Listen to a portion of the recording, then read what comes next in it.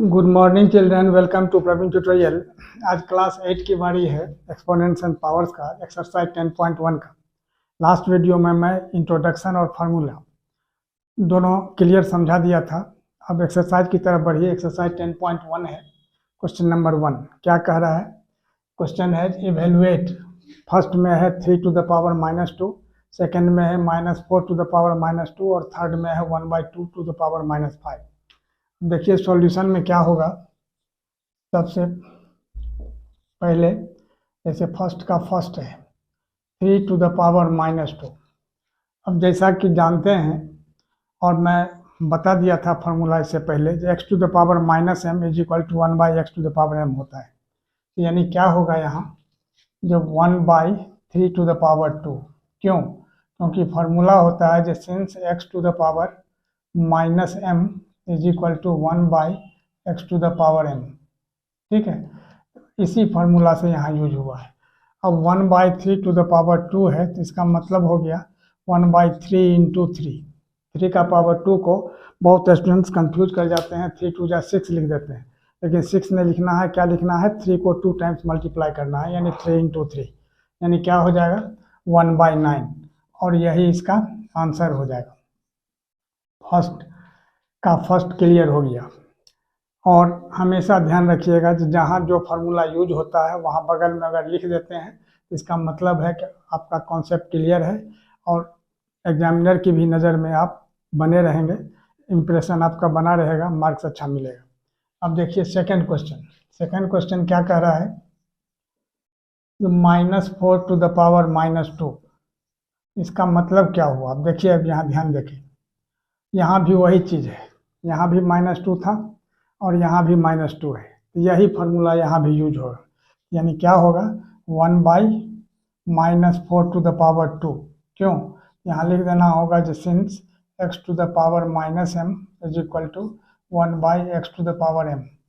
ये एकदम नेसेसरीली, एकदम जरूर से इसको लिख ही देना है। अब यहाँ क्या होगा 1/-4 इंटू -4। क्यों? क्योंकि यहाँ क्या है, -4 का पावर 2 है तो 2 बार लिखना है। ऐसा नहीं कि -4 का पावर 2 -8 कर दीजिएगा। तो -4 इंटू -4 यानी कितना होगा, माइनस को माइनस से मल्टीप्लाई करेंगे तो प्लस, और 4 4 जा कितना होगा 16, यानी 1/16, और यही इसका आंसर हो जाएगा। ठीक है, अब आइए थर्ड की तरफ। थर्ड में क्या दिया हुआ है, ये 1/2 का पावर -5, यहाँ भी वही चीज़ है, पावर माइनस ही है। तब इसको क्या करना होगा, थोड़ा ध्यान दीजिएगा, यहाँ फ्रैक्शन में है, इसमें जनरली कंफ्यूजन होता है। तो माइनस के जगह तो 1/, हम लिख देंगे, कोई दिक्कत नहीं है। और फिर यहाँ क्या है 1/2 टू द पावर 5। क्यों? क्योंकि वही since x to the power -m is equal to 1/x to the power m।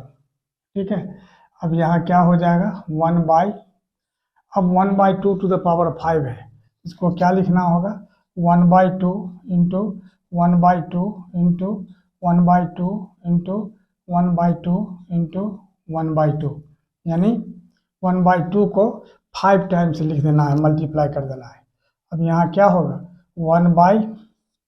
अब 1 को 1 से अगर मल्टीप्लाई ही करते हैं, चाहे 5 टाइम्स 1 रहे या 5000 टाइम्स रहे, तो 1 1 जा 1 1 जा 1 1 ही रहेगा। और यहाँ क्या हो जाएगा 2 को 5 टाइम्स अगर हम करते हैं तो 2 2 जा 4 2 जा 8 2 जा 16 2 जा 32। अब इसी का रेसिप्रोकल हो जाएगा, यानी 1 इंटू, अब यहाँ डिवाइड है और यहाँ 1/32 है, तो जब डिवाइड जब मल्टीप्लाई होता है तो रेसिप्रोकल हो जाता है 32/1, यानी 32, और यही इसका आंसर हो जाएगा। इस तरह से क्वेश्चन नंबर 1 का आपका फर्स्ट सेकंड थर्ड तीनों क्लियर हो गया। आशा ही नहीं पूर्ण विश्वास है कि आप लोग समझ गए ही होंगे। अब देखिए आगे। अब देखिए क्वेश्चन नंबर 2 में क्या है, जो simplify and express the result in power notation with positive exponent, यानी सिंप्लीफाई करना है इसको, और रिजल्ट जो होगा उसको पॉजिटिव एक्सपोनेंट में पावर नोटेशन में ही करना है, लेकिन पॉजिटिव एक्सपोनेंट होना चाहिए। अब देखिए क्वेश्चन क्या कह रहा है। तो क्वेश्चन है फर्स्ट -4⁵ डिवाइडेड बाय -4⁸। देखिए ध्यान देखें सॉल्यूशन में सबसे फर्स्ट -4⁵ डिवाइडेड बाय -4⁸। अब गौर कीजिए, डिवाइड में जैसे आपको पता है फार्मूला बता दिया गया है, x⁻m divided by x⁻n is equal to x⁻m minus n। Multiply में पावर ऐड हो जाता है, लेकिन डिवाइड में पावर माइनस हो जाता है। तो यहाँ क्या होगा, डिवाइड है तो यहाँ हो जाएगा -4⁵ -8, यानी -4⁵ में 8 अगर हम माइनस करते हैं तो क्या हो जाता है -3। अब गौर कीजिए, अब यहाँ क्या हो जाएगा, अब क्या कह रहा है, सिंप्लीफाई तो हो गया, लेकिन कह रहा है जो express the result in power notation with positive exponent. Positive exponent माने एक्सपोनेंट जो यहाँ नेगेटिव है इसको पॉजिटिव में लेके आना है। तो कैसे होगा, तो अब x⁻m इज इक्वल टू क्या होता है 1/x⁻n, यानी 1/-4⁻3, और यही इसका आंसर हो जाएगा। तो यहाँ इस आंसर लिखने से पहले यहाँ लिख देना होगा x⁻m is equal to 1/x⁻m।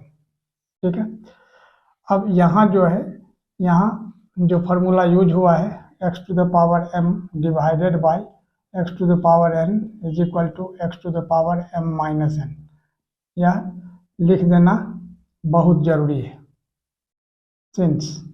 ठीक है, और इस तरह से यहाँ क्या होगा 1/-4⁻3, और यही इसका आंसर हो जाएगा।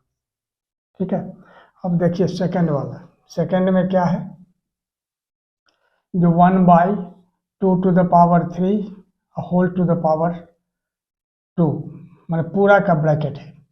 तो इसका मतलब क्या हो गया, 1 का पावर भी 2 हो जाएगा और 2/3 का पावर भी 2 होगा। तो 1 का पावर 2 क्या होता है 1 × 1, यानी 1 × 1 कर देते हैं, और 2 का power 3 whole to the power 2, यानी 2 टू द पावर क्या होगा 3 × 2। क्यों, यहाँ कौन सा फार्मूला यूज हुआ है, यहाँ यूज हुआ है कि सिंस x⁻m और whole to the power n is equal to x⁻m × n। ठीक है, यानी 1 का पावर 1 × 1 तो 1 ही रहा, 2 का पावर क्या होगा 3 × 2 = 6, और इस तरह से आप ऐसे भी लिख सकते हैं, या 1 का power 1/2 whole to the power 6 भी लिखा जा सकता है, क्योंकि 1 का पावर 6 तो 1 ही रहेगा, 2 का पावर 6, या इस तरह से भी लिख सकते हैं। दोनों आंसर चलेगा, यह भी आंसर हो सकता है या यह भी आंसर हो सकता है। तो इस तरह से आपका फर्स्ट और सेकंड क्लियर हो गया। अब बचा है थर्ड, उसको भी देख लीजिए। अब क्वेश्चन 2 का थर्ड देखिए, थर्ड में क्या है, -3⁴ इंटू 5/3⁴। अब -3⁴ को क्या लिखा जा सकता है, जैसे -1⁴ इंटू -3⁴।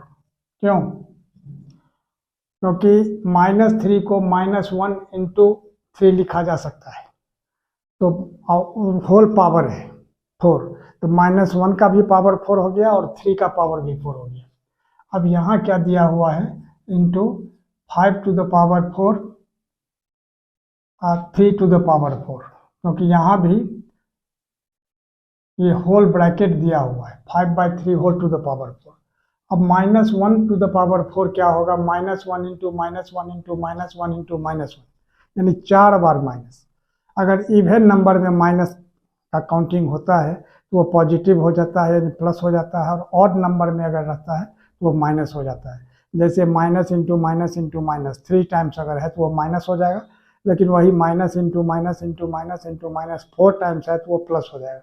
यहाँ -1⁴ है, यानी कितना हो जाएगा 1 हो जाएगा, इंटू 3⁴ ये हो गया, और इंटू अब यहाँ 5/3 होल टू द पावर 4 है, इसका मतलब 5 टू द पावर 4 हो गया, है ना, और नीचे 3 टू द पावर 4 हो गया। अब गौर कीजिए, अब 3 टू द पावर 4 यहाँ भी है और 3 टू द पावर 4 यहाँ भी है।